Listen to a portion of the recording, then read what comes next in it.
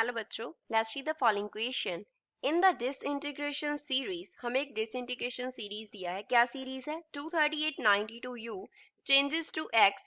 यहाँ पे alpha decay हो रहा है and that is x is going through beta negative decay and क्या बन रहा है? az y बन रहा है। The values of z and a respectively will be. z and a की वैल्यूज हमें फाइंड आउट करनी है। ऑप्शंस क्या है? 92 236 88 230 90 234 91 234.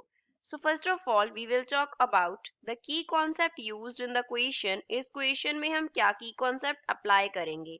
A जो है वो डिनोट करता होता है मास नंबर को, mass number of the atom. Z जो है वो डिनोट करता होता है atomic number of the atom. Z is atomic number of the atom. अब टू डिके हो रहे हैं। पहला हो रहा है अल्फा डिके, पहला क्या हो रहा है? अल्फा डिके हो रहा है। तो अल्फा डिके में सपोज हमारे पास एक्स पेरेंट एटम था, mass number A, atomic number Z था।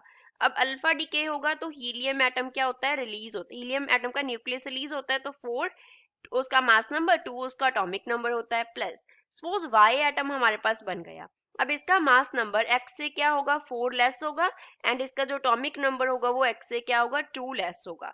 तो ये हमारे पास क्या होता है? अल्फा डिके होता है। सेकंड, यहाँ पे इस क्वेश्चन में हमारे पास क्या दिया है? बीटा डिके दिया है। बीटा डिके कैसे होता है? इसमें अगेन सेम पेरेंट एटम हम ले लेते हैं AZX। तो इससे हमारे पास बीटा डिके नेगेटिव दिया है तो इलेक्ट्रॉन जो है वो रिलीज होगा। इलेक्ट्रॉन के रिलीज होने पे मास नंबर पे कोई इफेक्ट नहीं पड़ता क्योंकि उसका मास क्या होता है? 0 होता है मास नंबर।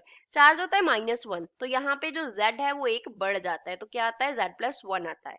अब Z एंड A जो है वो Y के लिए हम फाइंड आउट करते हैं। पहले तो अल्फा डिके हुआ, मास नंबर क्या होगा? 4 डिक्रीज होगा तो X का मास नंबर जो होगा वो क्या हो जाएगा? 238 - 4 दैट इज 234 हो जाएगा।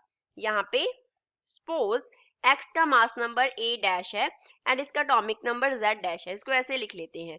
तो a डैश जो होगा वो क्या होगा? 4 डिक्रीज होगा तो 238 - 4 विच मीन्स क्या रह जाएगा? 234 रह जाएगा। एंड z डैश वो कितना हो जाएगा? 2 डिक्रीज होता है तो 92 - 2 विच मीन्स क्या हो जाएगा? 90 हो जाएगा।